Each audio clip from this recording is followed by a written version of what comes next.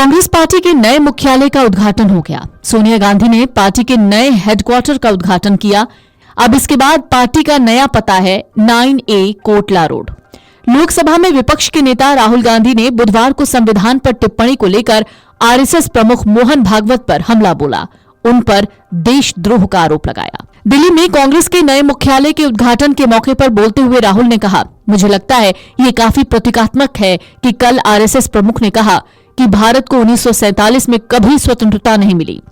उन्होंने कहा, सच्ची स्वतंत्रता तब मिली जब राम मंदिर का निर्माण हुआ।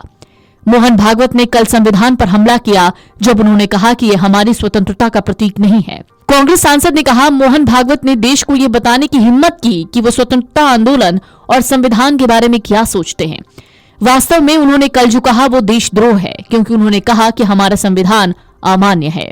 किसी अन्य देश में उन पर मुकदमा चलाया जाएगा। ये कहना कि भारत को 1947 में स्वतंत्रता नहीं मिली हर भारतीय का अपमान है और हमें ये सुनना बंद कर देना चाहिए।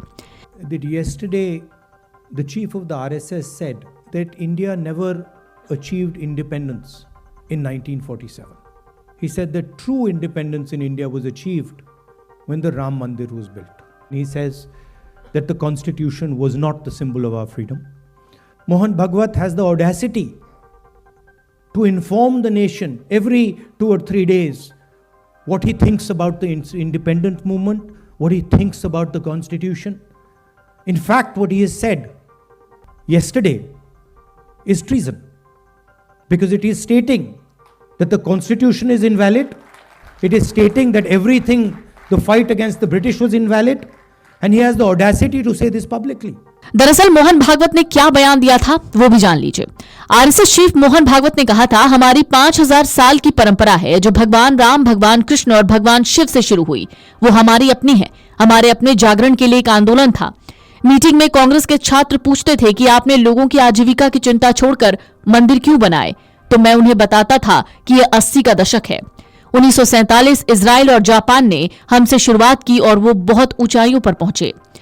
इस कार्यक्रम से जुड़ा एक वीडियो सामने आया जिसमें मोहन भागवत द्वारा कहा गया कि हमने समाजवाद की बात की और सारे नारे दिए, लेकिन उससे कुछ हुआ नहीं।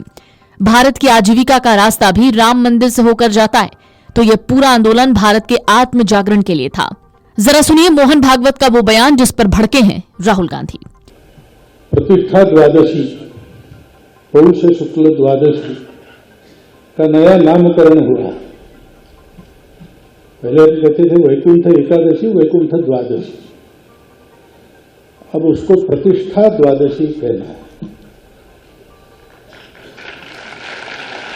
क्योंकि अनेक शतकों से परचक्र झेलने वाले भारत के सच्चे स्वतंत्रता की प्रतिष्ठा उस दिन हो गई। स्वतंत्रता थी, प्रतिष्ठित नहीं थी, क्योंकि भारत स्वतंत्र हुआ 15 अगस्त को, तो राजनीतिक स्वतंत्रता हमको मिल गई। हमारा भाग्य निर्धारण करना हमारे हाथ में आ गया। हमने एक संविधान भी बनाया, एक विशिष्ट दृष्टि जो भारत के अपने स्व से निकलती है, उसमें से वो संविधान दिग्दर्शित हुआ। लेकिन उसके जो भाव है उसके अनुसार चला नहीं, और इसलिए हो गए हैं स्वप्न सबस आकार कैसे मान ले, टल गया सर से व्यथा का भार कैसे मान ले, ऐसी मनस्थिति समाज की। क्योंकि जो आवश्यक स्वतंत्रता में स्व का अधिष्ठान होता है वो लिखित रूप में संविधान से हमने पाया, लेकिन हमने अपने मन को उसके पक्के नींव पर आरूढ़ नहीं किया। कांग्रेस नेता राहुल गांधी ने कहा, ऐसा मत सोचो कि हम निष्पक्ष लड़ाई लड़ रहे हैं। अगर आप मानते हैं कि हम बीजेपी और आरएसएस नाम के एक राजनीतिक संगठन के खिलाफ लड़ रहे हैं, तो उन्होंने हमारे देश की लगभग हर संस्था पर कब्जा कर लिया है। मैंने साफ तौर पर कहा कि महाराष्ट्र चुनाव में कुछ गड़बड़ हुई है। हम चुनाव आयोग के काम करने के तरीके से असहज हैं। महाराष्ट्र में लोकसभा और विधानसभा चुनावों के बीच अचानक लगभग 1 करोड़ नए मतदाताओं का सामने आना समस्याजनक है। विधानसभा चुनाव में मतदान करने वालों के नाम और पते वाली वोटर लिस्ट उपलब्ध कराना चुनाव आयोग का कर्तव्य है। हालांकि चुनाव आयोग ने ये जानकारी देने से इनकार कर दिया। कांग्रेस नेता राहुल गांधी ने आगे कहा, चुनाव आयोग वोटर्स लिस्ट को पारदर्शी बनाने से क्यों इनकार करेगा। फिलहाल आरएसएस चीफ के बयान पर कांग्रेस सांसद राहुल गांधी ने आपत्ति जताई है। खड़गे ने भी कांग्रेस के नए मुख्यालय के उद्घाटन के बाद पार्टी नेताओं को संबोधित किया और कहा कि आरएसएस और बीजेपी के लोगों को आजादी याद नहीं, क्योंकि उनके वैचारिक पूर्वजों का स्वतंत्रता आंदोलन में कोई योगदान नहीं है। खड़गे ने यह भी कहा कि भागवत के बयान की मैं निंदा करता हूं और वो अगर ऐसे ही बयान देते रहे तो हिंदुस्तान में उनका घूमना फिरना मुश्किल हो जाएगा। मुख्य भागवत उन्होंने अपना मुंह खोला और ये कहा कि रियल आजादी मिली जब राम मंदिर बना और उसका उद्घाटन किया।